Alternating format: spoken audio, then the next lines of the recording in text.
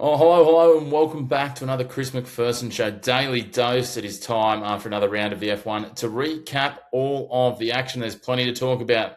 We've got 50G crashes, we've got teams surging back, and we've got a young man entitling himself with a crown, but he's not old enough to drink on the podium. When we talk F1, though, we are always joined by JR Carter, our F1 guru and man behind the scenes. JR, good to have you back. Thank you, Chris. Good to be back. Well, mate, there's plenty to take out of this one, but of course, if people want to stay up to date with their F1, each and every race, we break it down after the race. They can check in by hitting like on the video, subscribe on the channel, keep up to date, and of course, jump into the comments. Let us know what we've missed. Let us know what you agree with, what you disagree with. Lots of people disagree with us regularly. We're not going to be offended. Well, maybe a little bit, but that's okay. We need the constructive criticism, JR. That's right. Like a conversation piece is what we sort of see those as. Exactly right. It's an open dialogue. Get into those comments. But let's start with the top. King Kimi is reigning supreme. Back-to-back wins. He is now the youngest man to lead the Formula One Drivers' Championship. And my, oh my, I've never been so happy to see one Mercedes driver beat another. I know, right? Like it just like Kimi is showing that he does have that potential as a generational talent. Like Toto rolled the dice with him a year ago, and look at the dividends it's paying. But the greatest part of it is just watching George Russell crash out around it.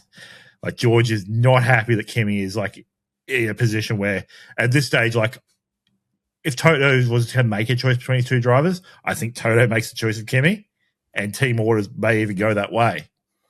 Yeah, it certainly shapes that way, doesn't it? And it's wild to think that Kimi won't turn 20 until after the midpoint of the season. I think just about the Netherlands Grand Prix, which, well, technically it'll basically be the midpoint of the season now because of the couple of removed races, which we'll get to in a little while. But that's kind of where we sit, which is wild to think that he's 19 years of age. Is this another, Verstappen, Vettel? He certainly showed some traits of those two towards the end of the race, that's for sure.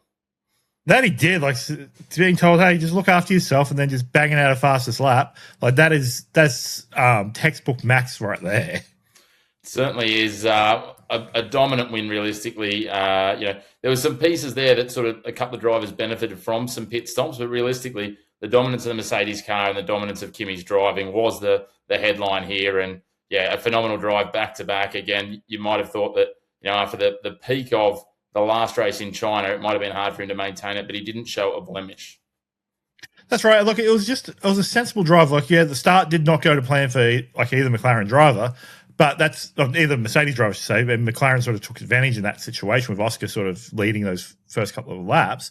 But that's just the quirk of that car, where it's terrible off the line, but it'll come back in 10 laps. Yeah, that's exactly right. I think they can overcome some slow starts. They're going to qualify at the front, and then they just respond as we saw.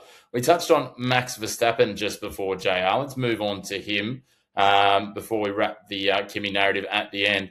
And it's a bit of a bumpy start for him, a very unusual situation. He wasn't really happy when he got eliminated by the barest of margins at the end of Q2. That's right. Like it's a rare occasion, like we've seen Max sort of just outclass that consistently. Like where the car hasn't responded to him all season so far. Like that said, though, Isaac Hadjar did make it through, so like there's still some light for Red Bull, and also like that curse is definitely gone. Like maybe the curse is like maybe now that Max has taken on Danny's number, that curse has shifted over to Max's car. So that's something to keep in mind. Yeah, well, maybe. I think the interesting thing, too, was watching Verstappen trying to fight and chase down Pierre Gasly, and he couldn't even chase down and get past the Alpine in the end.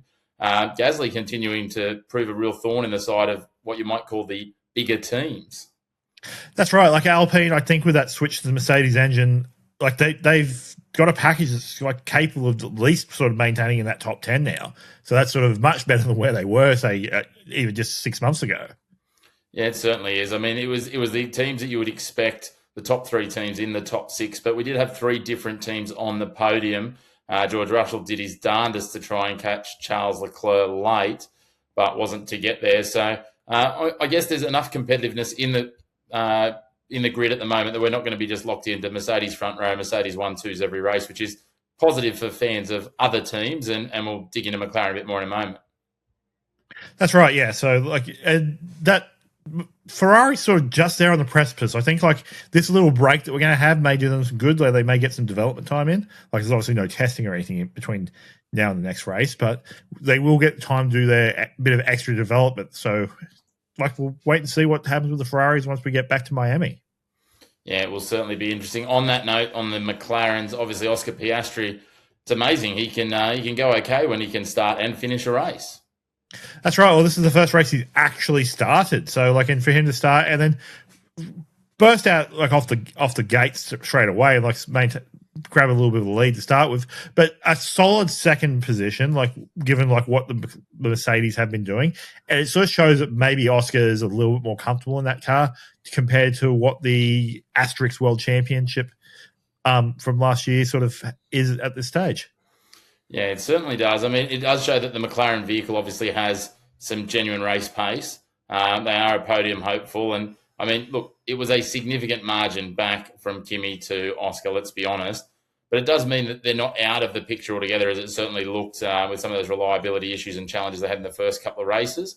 So we'll see them build. I think it was a good demonstration of Oscar's race IQ, how he just managed that and kept himself far enough ahead of that little three-way battle between Leclerc, or four-way battle, Leclerc, Russell, Norris, and Hamilton at different points, and kept himself safe and clear in terms of that. Was never really catching Kimi. He knew that in terms of race pace, but holding on to a second, which is a big result for him.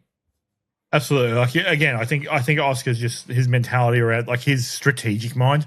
I think is probably better suited to these cars, but there's obviously still a lot to talk about these cars before we get to Miami as well. It certainly is. Well, let's talk now in terms of, we talked the headline of the youth movement. The lesser headline, a man who we've certainly hyped in recent episodes and even last year, is Ollie Bearman. Didn't have a great qualifying run, and that got even worse. And there's a few things to talk about here, not just the incident, but a 50G crash, one of the biggest impacts we've seen in quite some time, that came about purely because he was trying to move past a slower car and took evasive action and then lost control of his vehicle after he made his way off the track and then slammed into a wall. Fortunately, all was okay, which is probably a nod to some of the things we've touched on before in terms of the increased and improved safety over the last couple of decades. But still, he's got a bit of a limp and a bit of a hobble. He's got some time to recover. But does this raise some question marks about these improvements and changes that the FIA has made to the cars with the boost? I think it highlights where they've got it wrong, like where this harvesting energy in what should be fast corners, like this is exhibit A. Like this is sort of like I think this could also be like the worst case scenario, but effectively like a car in front was harvesting to try and get more battery boost, and then the closing gap between the car behind and the car in front dramatically shifted. So like where like usually it'd be say a 2-second response time, it became a 0.2 of a second response time, where he was like Kimi had to Ollie had to make just a split-second decision, and because it sort of didn't quite work out, he unbalanced the car and flicked it into a wall at 50 Gs. Like he was limping off. Like all reports say there's no serious injury. Like he's fine. Like it may have even just been he was pretty shaken, and that was the cause of the limp. But it does sort of raise the question, like they probably need to work out this harvesting thing sooner than later, like, and ideally have a solution in place by Miami. Yeah, certainly. It's a bit of a challenge, isn't it? It's an interesting one, and we often talk about it when there are rule changes, and it doesn't matter what sport, whether it's Formula One or any of the other sports around the globe, is the unintended consequences, and it's hard to model and strategize and war game out, if you will, or game plan out every single possible outcome. But it's something that's got to be looked at, because, as you say, this we hope is the worst outcome of one of these crashes, but you just never know when the speeds that are involved, and especially on some of the drivers talked about on some of these tighter tracks, Suzuka and the piece that he was at on the track, plenty of runoff. If that had been a narrow track where there's not much runoff, that 50G might have been significantly worse, and I hate to consider and certainly fear what the outcome could have been otherwise. That's right. Like we're heading to some street circuits, like with Miami. Like that'd be a prime example. Like same corner, like a similar corner configuration, but in Miami where there's no real runoff area. Like that's so much more dangerous. Yeah, it certainly is. We're glad that Ollie Bearman is well. We hope that we see him back fighting fit and firing in Miami, and we expect to. But the two of them, certainly him and Kimi Antonelli, are leading a bit of a youth takeover. We've got young drivers continuing to participate and starting to dominate, which means that Max Verstappen is now starting to be pushed as a middle-aged candidate, which is concerning for guys of our age bracket. But anyway, we'll take what we can get, JR. Great to see these young guys starting to perform, and undoubtedly Ollie will be back ripping up the track very soon at Miami. That's right. And ideally, we just remember, there's still hope for us. Fernando's still out there. He's not happy, but he's still out there. He's still plodding along. He got through the race on the weekend, so that's progress. Yeah. And hopefully his fingers aren't nerve damaged. But the last thing I want to touch on, the podium presentation. I'm unsure of how the rules work in Japan, but I understand the legal drinking age is 20, so they couldn't give him any champagne on the podium for Kimi. A little bit disappointing for the young man. But it was okay for him to be doused in champagne by the other two guys on the podium. He had rose water, I understand, and was just at an end with no labels on it. And then, I'm sure some of that would have gone into his mouth, whether intentionally or otherwise. Look, I think they sort of... It's one of those things, where realistically, law is law, but they've really sort of bent it a little bit there. Yeah, they certainly did. Look, I think at the end of the day, they tried to find a middle ground that would sort of make most people happy. It would appear to be ticking the box of the legal requirements in Japan and saying, oh, look, he didn't have alcohol in his hand. Yes, he just had it all over his race suit and on his head and dripping down his face because other irresponsible people took actions that we can't be held responsible for. And look, let's be honest, behind closed doors, I guarantee you that Toto had beers ready for him. Oh, you would be disappointed if he didn't, wouldn't you? And again, Toto and the Germans, or Austrians in Toto's case, but the Germans from Mercedes, they're known for their like of a malted beverage, JR, and who complains? That's right. Absolutely. The other thing I did want to touch on really quickly that warmed the cockles of my heart, there's only two DNFs. Obviously, Ollie Bearman was one. The other, Lance Stroll. Why is he still here? How are we still talking about this? We've been doing this show for a couple of years. I can tell you the answer in 2 words. It's called Daddy's money. That's true, but even surely his dad's knows at some point he's gonna have to get an actual driver in that seat to get the performance happening. I know the restructuring around that team is sort of occurring again now, so maybe there's hope at the end of the season. Maybe there's hope at the end of the season. I think we said that last year, but at the end of the day, I think that would mean that Stroll Senior would then need to go and find Lance a real job. And I don't mean this, with any disrespect to Lance, because I don't know him that well, but I don't feel like he has that many employable traits. I think Lawrence would save. I think Lawrence Stroll would save him some money if he just bought him a yacht and just let him just sail away. Let him go and be the playboy that he wants to be. Maybe George Russell can join him. Anyway. Interesting times in the F1. We now go into quite a significant break with Bahrain and Saudi Arabia being cancelled, JR. So the F1 side of this podcast, we'll be able to put our feet up for a little bit, enjoy a little bit of a unplanned, unscheduled mid-season break, thanks to Donald Trump and his Israeli and Iranian friends. That's right. Look, this completely unnecessary war has just ruined the F1 season. It was only 6 years ago that we had a season that had been put in disrepute. Now we're here again. We are indeed. That is unfortunate. We were looking forward to seeing it continuing to build. I was looking forward to Kimi Antonelli just continuing on, winning back-to-back races. Hopefully the break doesn't disrupt him too much. But the one thing it does mean, as I said, is that Kimi Antonelli is now the leader of the championship, the only racer to have been on the podium for all 3 races this year. He's 9 points clear of George Russell, 14 points further back is Charles Leclerc, 2 more back to Lewis Hamilton. And then it's Norris, Piastri, and Ollie Bearman still hanging in there despite having just not finished that race. So it's well and truly alive, this competition. The Mercedes are running away with the Constructors' Championship at the moment, 45 points clear there. Only 1 point behind the next 2 teams combined, JR. That's a little concerning after 3 races. That's right. I even if the regulations do sort of flick in the favour of the other teams, I think Mercedes are starting to build that lead like we were expecting them to. Yeah, I think they will continue on, and we wait and see whether who is in the race or who wins the race, just being the last team standing, or loses the race to being the last team standing without a championship point. It's Cadillac v Aston Martin. It's Cadillac versus Fernando Alonso.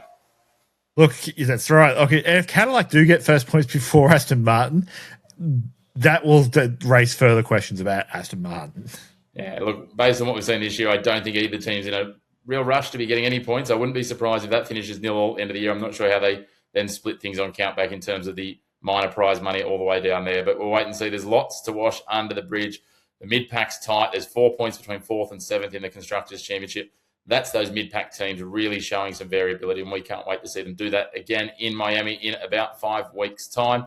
As always, JR, great to talk F1 with you. Hopefully you're mended up before Ollie Bearman is and back to be ready with us for Miami just like he's going to be.